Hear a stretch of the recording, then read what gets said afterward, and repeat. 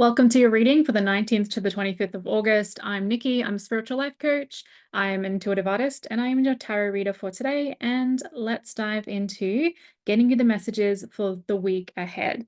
Now, whenever you find yourself at this reading, know and trust that if these initial messages are resonating with you, it doesn't really matter if you're finding this on the 19th. The messages are here to help you whenever you do find them. So just go with it. Now, I already did a tarot reading this morning, actually, for my community, Tarot Tea and Transformation. That's a free Facebook group, by the way, if you'd like to come and join us. We do monthly group readings with private pulls for you, as well as spiritual group coaching. So come over and join us. The details to find that space will be below. Now, the reason I bring that up, beyond the fact that I love tarot reading, and I'm so excited I get to do it twice today, is that the messages from that reading, which were projected for the rest of August and September, were coming up in the pre-shuffle. The messages are overlapping. It's not a surprise. So if this resonates, definitely go and check out August's tarot reading in the Tarot Tea and Transformation community. So those initial messages, which were really interesting, were about following your heart. But how do you do that when it feels like it's been leading you in circles, or that you keep trying, but you keep getting stuck?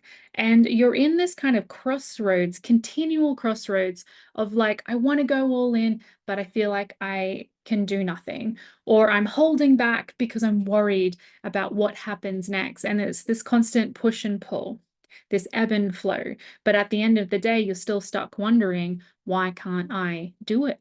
Why can't I get there? Why isn't whatever I'm doing enough? Or the sneaky kind of fear and suspicion, am I enough for what it is I desire to do? And that is obviously not a fun place to be in, but also it's not a place you have to stay in. So if that's resonating and landing, obviously go and watch that video. But this reading today is going to help you go even deeper into that. And not deeper into the doubts and deeper into the struggle and deeper into the strife, but deeper into what truly matters to you, for you, so you can get through this with more ease, with more grace, with more power, and hopefully, with a lot more free-flowing energy. So you can just get on with whatever it is that you desire to do. So I've done a pre-shuffle for this, and then we're actually going to use one of my custom spreads called, let me check it, Get Out of the Rut, which I thought was very on point for today's conversation, because when I was doing this pre-shuffle with all of my decks and all the cards that were coming through, which I'll be showing you, the big message here was like, just go for it. Just go for it. And that doesn't mean, because that sentence might be triggering depending on if you're like, I've been going for it. It's not just go for it without thinking. It's not just go for it without planning, without consideration, without any kind of support. Just go for it isn't a permission slip to wing it and then whinge if it doesn't work out. Just go for it is the reminder that you actually have everything that it takes to get whatever it is that you desire to do done when you just begin and then commit to figuring out the rest on the way. It can be a bit of a sneaky sabotage to think you need to be more prepared than you are. Probably for whatever it is that you desire to do, you're prepared enough to start. And that is what most of us skip. We want to be prepared enough to finish. It doesn't work like that. Prepared enough to start is enough to start. So the cards that came out in this pre-shuffle already, reinforcing this, we've got the Nine of Cups in reverse. You don't think you have what it takes to get it done, or you don't think what you've accomplished is enough for what you want to accomplish next. That is not serving you. Also, that is a bit of a wound that needs to be healed in regards to your worthiness and your enoughness. So if you're the type of person who struggles with not just, self-worth in general, low self-esteem in general, but with acknowledging what you've done. Like if you basically delete your history of accomplishments and you're only focused on maybe what you're struggling with now, that is an area to not just heal, but to focus on. That might be your biggest block. And in the week ahead, not only will this be triggered, but it's an opportunity for you to work on it. Our next one is the seven. That's not how numbers work. The Six of Swords. This was really one of the cards that initially called up that sentence, just get on with it. Because the Six of Swords is like, we can focus on the past, we can rearrange the present, we can go over and over and over and over and over again, things we've already gone over and over and over and over again, or we can focus on, well, what do I need for the journey ahead? A lot of our life is basically rearranging the baggage that we have. Six of Swords goes, get on with it, get over it, but also cut it out. If it's not serving you, for example, this habit of ignoring your accomplishments, that is what you cut out. And then what you bring with you is the building of a new habit of appreciating yourself, of reminding yourself of your accomplishments, of connecting to your gifts, your talents, what you have to bring to the world, and what you have to bring to whatever goal and vision that you're trying to bring to fruition and to work on. So Six of Swords is going, not only be precise in what you leave behind, but be precise in what you bring with you moving forward. And then we have the Queen of Cups. Now, the Queen of Cups, for me, in these three, initial cards, is like, stop being down on yourself, get on with it, because that's the sweet spot where you can not only acknowledge yourself in a very healthy, loving, compassionate way, but then you have all this energy and this capacity and this overflowing possibility to work with. Because the Queen of Cups, yeah, she honors and owns herself, but that is no longer the goal. That is the standard. So then she can go out and do the things she wants to do in the world. The earlier reading today, where it was like this torn between following your heart and actually just getting, stuck in the how, the Queen of Cups has figured out the how is not as important as the who you become, the who you build up in yourself, the who you know yourself to be, because you've done that work of really seeing yourself, your gifts, your talents, sure, the things that aren't so great, but you don't use those against yourself. You just use those as information about yourself. You take them into consideration. So the Queen of Cups is a mistress of understanding herself, her situation, so that she can use all of her resources to just get on with what she wants to do. Just get on with it. Maybe the title of today's reading. Our next card that came out was from the Work Your Light Oracle, and it was the play card. Have fun, celebrate, don't be so serious, but it was in reverse. I found this significant because I often see clients, whether it's tarot or coaching, get really stuck on judging their play, judging their rest time, judging their insignificant things that they do in the day as if that is a distraction from their goal and their life and their mission and what they should be doing. So I get the sense here that you've built up a little bit of resistance around play. You might be doing things you enjoy, but you're not letting yourself really enjoy them. You might be taking time to do your hobbies and, the other things out there that bring you joy, but you're still doing it with a little bit of shame, blame, regret, using it against yourself. And this is something that needs to stop. It's part of the reason that you're in a bit of a rut. It's part of the reason that you're feeling so stuck. It's because you're not accomplishing what you want, so you don't allow yourself to enjoy what you have and who you are and what you currently are doing. And this in and of itself is a bit of an issue, obviously. So the immediate kind of reading for that, taking it a step further, is, how can you play and let it be enough? Allow yourself to play without the conditions, without the restrictions. Just like there's unconditional love, what would unconditional play look like for you? So not only do I see that as a block, but I see it as an invitation for self-growth. Our next two cards going deeper in this direction are from the Heal Yourself reading cards. We've got Entrapment, again, reinforcing the stuckness, reinforcing that feeling of being in a rut, of not knowing where to go, of understanding intellectually that you're ready for change, you need to change, you want to change, change is necessary, almost like a tower moment. And yet, and yet you're not doing the stuff, you're not doing the things. The other card that came out was inner child, a big one that actually came out in the reading this morning. Again, go watch it. I'll pop the link to find it below. Because the inner child not only is the part of you that is feeling it, trapped, you're not playing properly, you're not allowing yourself to celebrate, you're not connecting to the fullness of you, but you've actually locked down that part of yourself. So if you've been out there wondering, why do I feel stuck? Why do I feel stagnant? Why am I like this? Why do I know what I need to do and yet I'm not going out there and doing it? A big piece is you've subconsciously, because we don't do this to ourselves consciously, you've just made this rule that like life, dreams, goals, business, whatever it is you're working on, can't be all play. It can't be all fun and games. The dreams of the past, we need to get serious, get adult, get on with it.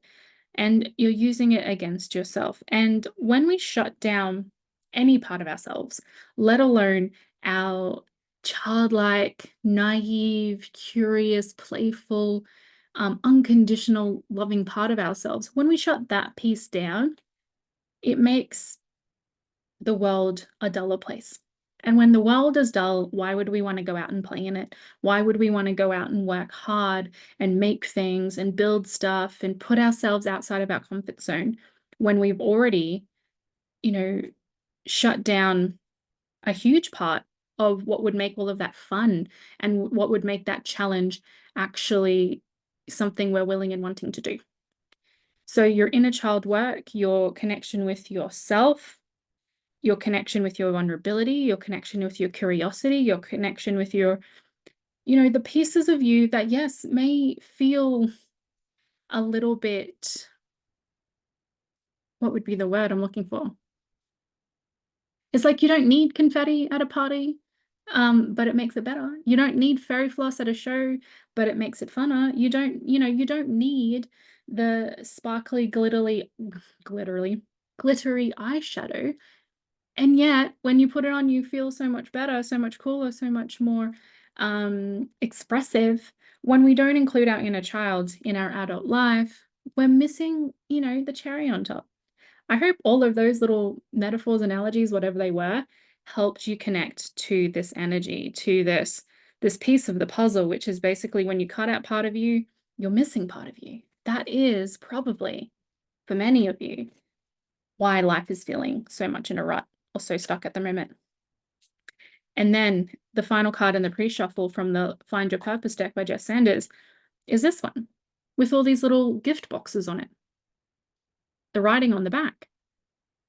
If you feel something calling you to dance or write or paint or sing, please refuse to worry about whether you're good enough. Just do it. Be generous. Offer a gift to the world that no one else can offer, yourself. That's a quote by Glennon Doyle. The question here, what am I feeling called to do?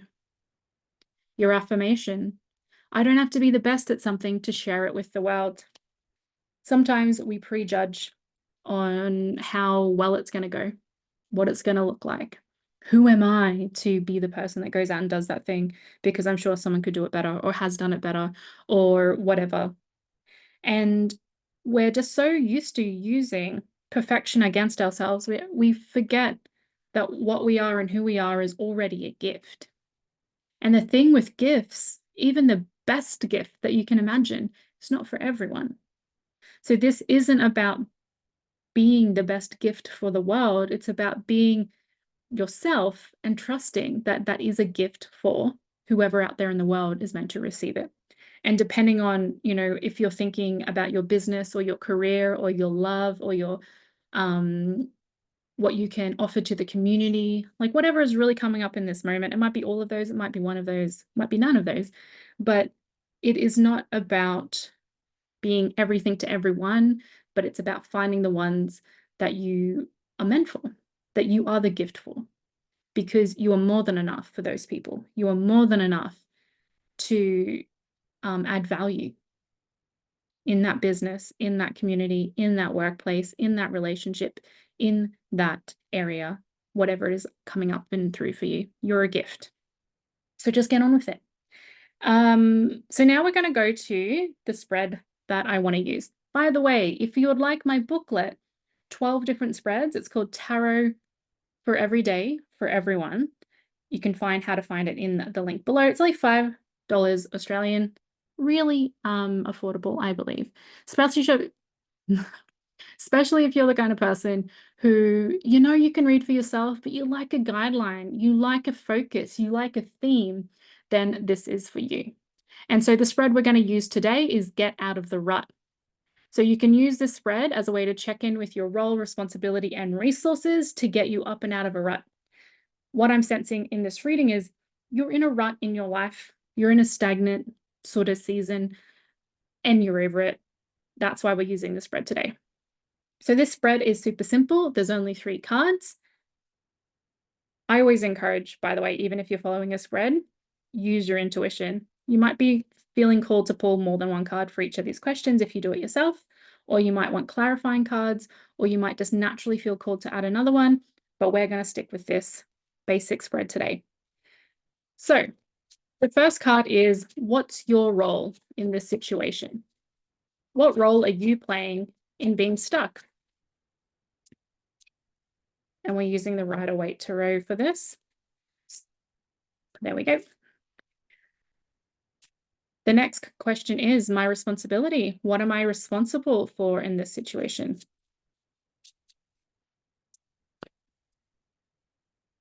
Excellent. And lastly, my resources. What can help assist me moving forward?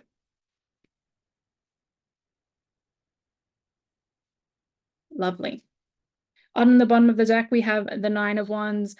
You're kind of at your the end of your rope with all of this. You've been wounded, you've tried, you've pulled a few muscles trying to figure it out, and you're just a little bit over it. So let's just acknowledge that this isn't going to be a one and done. It's not going to be an overnight.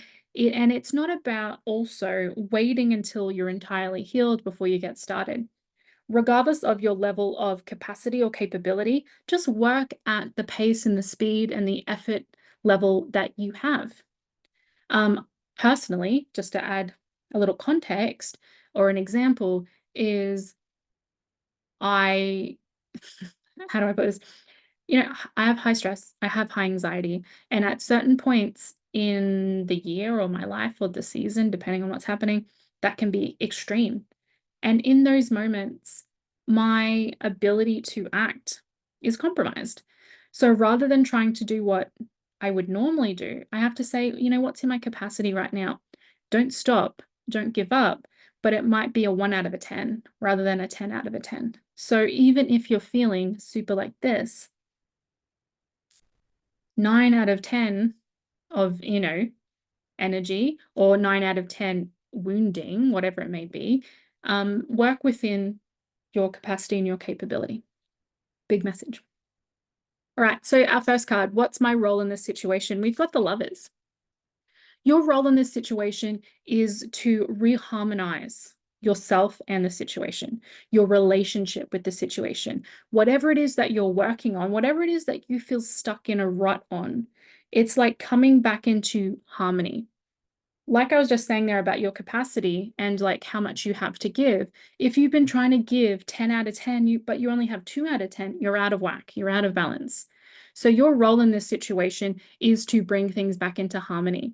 That might mean bring things back into harmony in the way of like masculine and feminine. So let's embrace that for a moment. Masculine being the structures, the systems, the supports in place. Your feminine being your emotions, your intuition, and how you're allowing your creativity to flow in this area. Maybe you've just been trying to structure something to death and you feel very emotionally and intuitively disconnected. Or maybe you're overly